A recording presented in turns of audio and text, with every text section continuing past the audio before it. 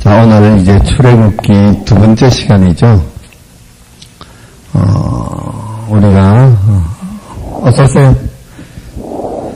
지난 시간에 이제 출애굽기를 시작했는데, 출애굽기는 애굽에서 출발하는, 탈출하는 그런 이제 스토리인데, 출애굽기가 어디서부터 시작되느냐 하면은, 창세기 마지막에 요셉이 애굽의 총리가 되고, 그래서 그 애굽의 총리로 있는 요셉이 자기 아버지와 자기 형제들, 자기 가족들을 초청해서 70명이 애굽에 내려와서 살게 됨으로부터 이제 이스라엘 백성들의 애굽 생활이 시작됐죠. 그죠? 그래서 이스라엘 백성들의 애굽 생활이 시작되었습니다. 그래서 70명이 내려와서 사는데, 이 히브리 민족, 이스라엘 사람들은 아주 생육하는, 번성하는 힘이 강했습니다. 그것은 하나님이 창세기에서 1장에서 벌써 축복하신 생육하고 번성하고 땅에 충만하라는 그 축복대로 많은 번성을 했어요. 그래서 그 땅에 많이 그 이스라엘 백성들이 살았다. 애굽 땅에서.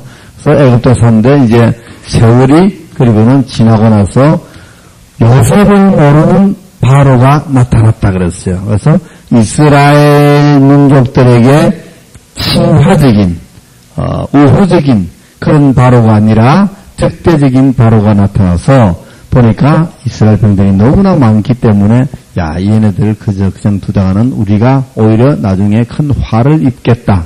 그래서 이 바로가 이스라엘 사람들을 갖다 무엇으로 만들었습니까? 이제 종으로 만들었죠. 노예로, 그죠? 노예로 만들어서 그들에게 사역을, 일을 시키게 됐잖아요. 일을 시키게 됐습니다. 자, 그래서, 벽돌을, 진흙을 이기고, 벽돌을 만들고, 성을 쌓는 일에, 또 농사 짓는 일에, 종사하게 되었습니다. 자, 그 코역이 심해서, 부러지는 소리가 들렸다 해서 부러지즘이 들려서 이 부러짐이 하나님 앞에 들린지라 하나님이 그 부러지즘을 듣고는 무엇을 생각했다 그랬어요. 무엇을 생각했을까요? 언약을 생각했습니다. 아브라함과 이삭과 야곱에게 한 언약을 생각했습니다. 아브라함에게 처음 약속할 때 그래서 이 땅을 내가 너에게 다 주겠다. 그러나 지금은 안 된다. 앞으로 약 400년 후에 주겠다. 그렇게 약속했거든요. 그 약속이 이제 보니까 이루어질 때가 된 거예요. 그래서, 이 때라는 거, 때가 중요하죠. 그죠? 이 때가 중요한 거예요. 하나님의 때가 있는 거예요. 아무리 우리가 인간이 땡기려고 해도 하나님의 때는 우리가 땡기지를 못해요. 때가 돼야 됩니다. 때가. 이 때가 이제 된 거예요. 400년이 지났습니다. 하나님이 약속한 그 400년이 지나고 이제는 이 백성들을 애굽에서 출애굽시켜서 이제 가나안 땅, 약속의 땅이죠. 가나안 땅으로 이제 이끌어 가야 되겠다. 이 언약을 생각했다고 했습니다. 그래서 하나님께서 이스라엘 백성들을 가나안 땅에 넣어주겠다고 약속하신 그 언약이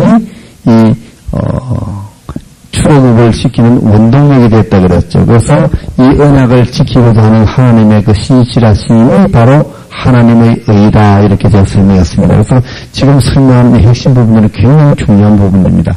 그래서 이 언약이라는 이것이 계속해서 이어져 내려가는 거예요. 그 하나님과의 관계는 언약과의 관계잖아요. 하나님과 백성들의 관계는 언약과의 관계이기 때문에 이 언약이 계속해서 이어져 내려갑니다. 그래서 아브라함과 이삭과 야곱에게 했던 언약을 우리는 족장 언약이라고 부른다 그랬죠. 족장 언약이라고 부르고 이제 그 언약을 이제 하나님께서는 이루어 나가시려고 이렇게 이제 한 사람을 들어서 서시는데 그 사람이 바로 누구예요? 모세라고 해요. 모세.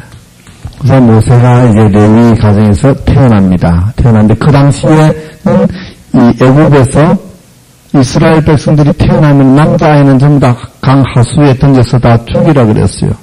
남아 사륙정책 정책이 펴지던 그 때에 모세가 태어났습니다.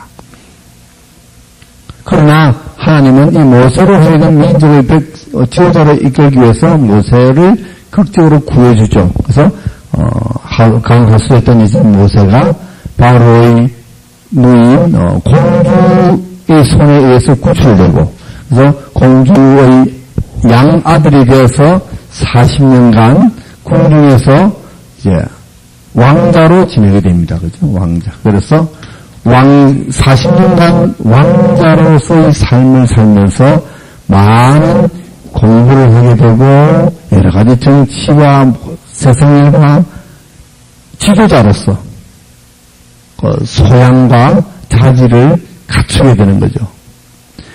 이 모세는 사실 출애굽시킬 때 이스라엘 백성들을 이끌어냈을 때는 그때는 바로 왕이었습니다. 그죠? 왕.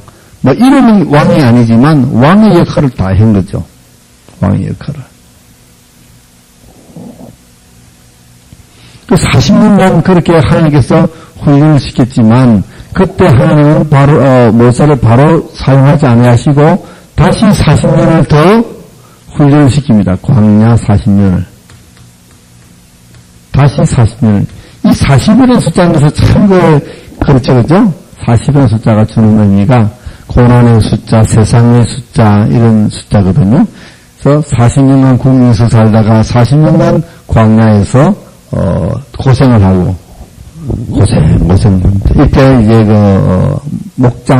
목동으로서 있다가 이제 드디어 하나님을 만나죠, 그죠? 하나님으로부터 부르심을 받습니다, 소명. 그러니까, 결국은 80세가 되었어야 하나님부터 소명을 받습니다. 호렙산에서 소명을 받죠. 그리고는 이제 하나님께서부터 명령을 받습니다.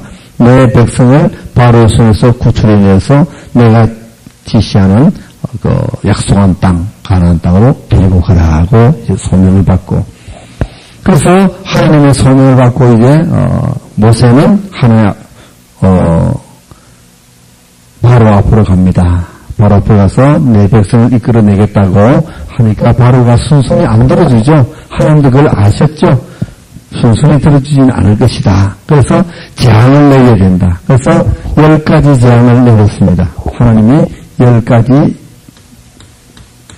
재앙을 내리게 되고, 이 재앙을 내릴 때마다 이제 바로는 보내준다 그러면서 자꾸만 이제 약속을 바꾸는 그런 모습을 우리가 봅니다. 그래서 이 10가지 재앙은 뭐라고 했습니까? 10가지 재앙은 애굽에 있는 10가지 재앙은 바로 애굽에 있는 우상들입니다. 우상들. 이 우상이라는 말은 아무것도 아니라는 말입니다. 우상이라는 말은. 그래서 우상을 승인하는 것은 아무것도 아닌 것을 승인하는 거예요. 아무것도 아닌 것을. 그래서 피 있죠, 그죠? 피. 또 개구리. 또 파리.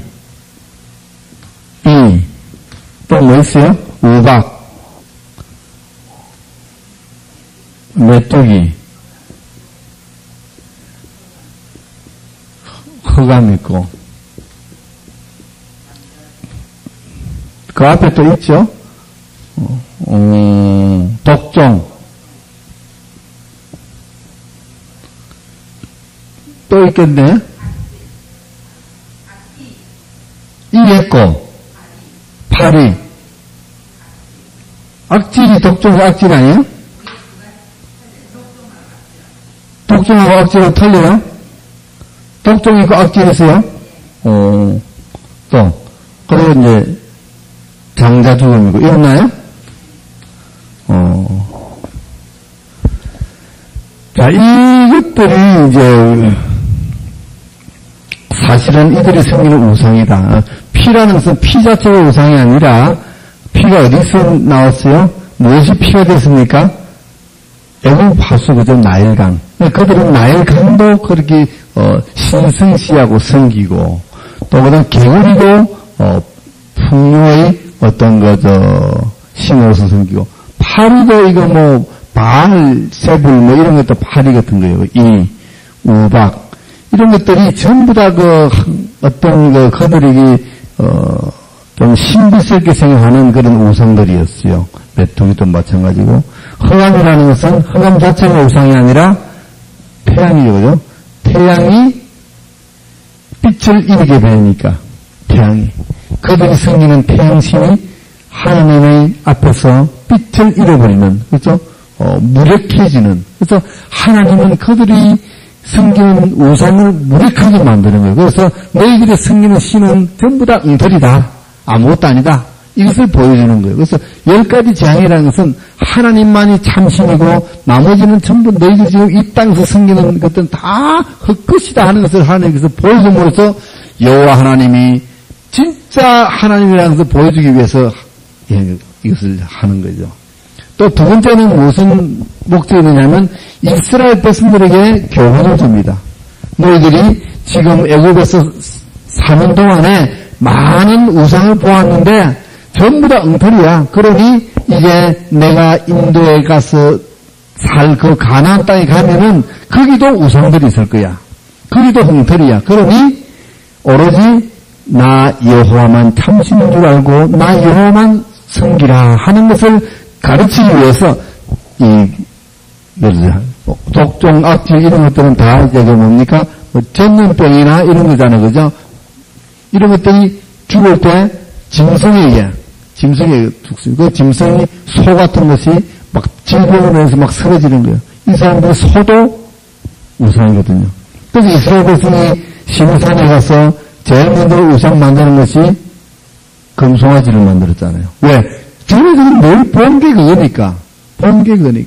이렇게 하나님이 그들은 아무것도 아니라고 말해주면서도 불구하고 불과 1년밖에 안 됐는데 금송아지를 금세 만드는 거예요. 금세. 이것이 우리 인간의 모습이죠. 그리고 이제 마지막으로는 이제 장자에까지. 장자는 바로의 장자는 이들은 바로도 신입니다. 이들에게는 바로도 신이에요. 바로 신이면 바로가 신이면은 바로 아들도 신이에요. 그죠? 사자가 새끼 낳으면 그 새끼도 사자예요. 그죠? 호랑이가 새끼 낳으면 그 새끼도 호랑이에요. 바로의 새끼도 바로예요. 그래서 바로의 장자가 죽었다는 것은 바로 바로가 죽었다는 거예요. 바로가 죽었다는 거예요. 그래서 그들의 신들은 다 하나님 앞에서는 무력하다는 것을 보여주기 위해서 그래서 이 재앙을 통해서 재앙이 단순히 그들을 괴롭히고 그들을 혼내주는 것이 아니라 자꾸만 그들로 하여금 하나님 여호와를 깨닫게 해주는 데 목적이 있는 거예요. 그래서 하나님은 무엇을 하든지 무엇을 위해서입니까? 하나님의 이름을 위해서 하나님의 영광을 위해서 하는 거예요. 영광 나타내기. 그래서 우리가 살아도 하나님의 영광을 나타내기 위해서 살아야 되고 주님의 이름을 높이기 위해서 살아야 되는 거예요. 그래서 우리가 이 세상에서 핍박을 받고 산다 그럴 때도 주님을 위해서 받는 핍박을 해야지 주님하고 아무 관계없는 핍박받는 건 안 돼요. 그건 참 어리석은 짓이에요.